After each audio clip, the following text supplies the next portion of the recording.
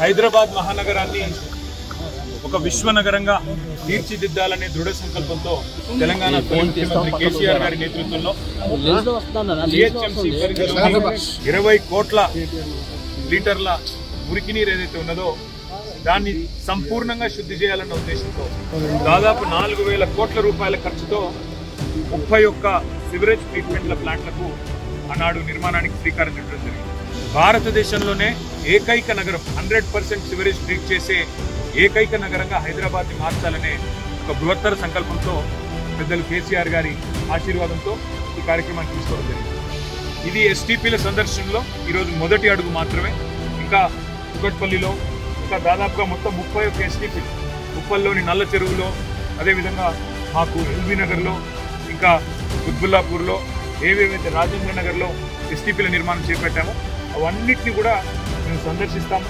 ఏ రకంగా కేసీఆర్ ప్రభుత్వం హైదరాబాద్ మహానగరంలో జీహెచ్ఎంసీ పరిధిలో మరి 100% శుద్ధి చేసిన మురికి నీరును ప్రజలకు అందించాలని తపన పడ్డదో మళ్ళీ గుర్తు చేస్తాం.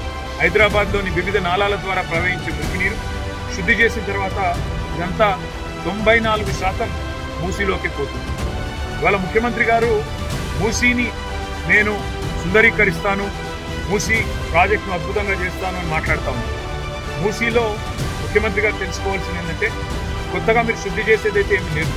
ఎందుకంటే ఆల్రెడీ సివరేజ్ ట్రీట్మెంట్ ప్లాంట్లు సంపూర్ణంగా మా ప్రభుత్వమే ప్రారంభించింది. అవి దాదాపుగా పూర్తయ్యే దశకు వచ్చినాయి. మీరు డబ్బులు ఇస్తే ఇంకో 2-3 నెలల్లో మొత్తం పూర్తయిపోతాయి.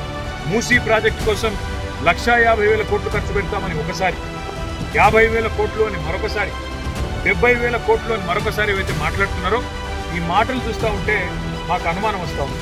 ఎందుకంటే అసలు ఉద్దేశం మూసీ సుందరీకరణనా లేక ఇంకేదన్నా ఉన్నదా అనేది కూడా ప్రజల్లో కూడా అనుమానాలు కలుగుతూ ఉంది. రేవంత్ రెడ్డి గారికి మేము చేసే విజ్ఞప్తుల్లో ఒకటే, మీరు చేయాల్సిన పనులన్నీ మేము గతంలో ఆల్రెడీ చేసేసాం. ఇప్పుడు మీరు చేయాల్సిన పని ఏంటంటే మీరు ఇచ్చిన 6 గ్యారెంటీలు అమలు చేయండి. మీరు చెప్పిన 4,000 పెన్షన్ వెంటనే అందించండి, తులం బంగారం వెంటనే అందించండి, అదేవిధంగా మహిళలకు 2,500 రూపాయలు ఇస్తున్నారు అది వెంటనే అందించండి, ఇచ్చిన రుణమాఫీ హామీ వెంటనే నెరవేర్చండి. ఇంకో 6 రోజుల్లో సీజన్ అయిపోతుంది వానాకాలం, రైతు భరోసా వెంటనే వారి ఖాతాల్లో ఇవ్వండి. అంతేగాని ఈ పబ్లిసిటీ స్టంట్లతోని ఎక్కువ రోజులు మీరు మాయ చేయలేరు.